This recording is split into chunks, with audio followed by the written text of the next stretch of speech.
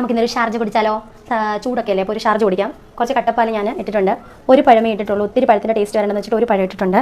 പിന്നെ ഞാൻ ഇവിടെ എടുത്ത് വെച്ചിട്ടുണ്ട് നമ്മുടെ ഹൈഡ് ആൻഡ് സീക്കിൻ്റെ ഒരു 4 ബിസ്ക്കറ്റും കൂടി ഇതിനകത്ത് പൊടിച്ചിടുന്നുണ്ട്. ആൻഡ് ഓൾസോ ബൂസ്റ്റും കൂടി ഇടുന്നുണ്ട്. ബിസ്ക്കറ്റും ബൂസ്റ്റും കൂടെ ഒരുമിച്ച് ഇടുവോ എനിക്ക് കറക്റ്റ് അറിഞ്ഞൂടാ. ഞാൻ ഇടുന്നുണ്ട്, ഇട്ട് നോക്കാം എങ്ങനെയുണ്ടെന്ന് അറിയാമല്ലോ. ബൂസ്റ്റ് അടിക്കട്ടെ. പഞ്ചസാര ഇടാൻ ഞാൻ മറന്നായിരുന്നു. പഞ്ചസാര കൂടെ ഇട്ട് എത്ര 3 സ്പൂൺ ഇട്ടിട്ടുണ്ട്. 3.5 ഇട്ടിട്ടുണ്ട്.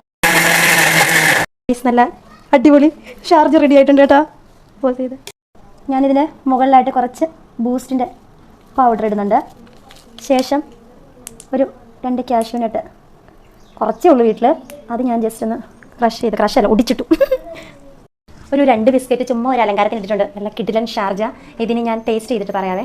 വെയിറ്റ് ഗൈസ്, ഞാൻ ഉണ്ടാക്കിയ ഷാർജ ടേസ്റ്റ് ചെയ്യുന്നു. അയ്യോ, ഞാനുണ്ടാക്കി ഇനി 2 ദിവസത്തേക്ക് വീഡിയോ കാണത്തില്ല ഗൈസ്. ഹോസ്പിറ്റലിൽ അഡ്മിറ്റ് ആകാൻ പോവാണ്.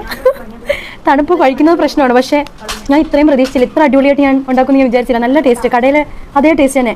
പിന്നെ ഇതിനകത്തിൽ നമുക്കെന്തോ ഐസ്ക്രീം ഇട്ടിട്ടില്ല കേട്ടോ, അതൊരു പോരായ്മയാണ്. ഞാൻ ഐസ്ക്രീമിൻ്റെ സ്കൂപ്പ് ഇട്ടിട്ടില്ല, ബാക്കിയെല്ലാം പെർഫെക്റ്റ് അടിപൊളി.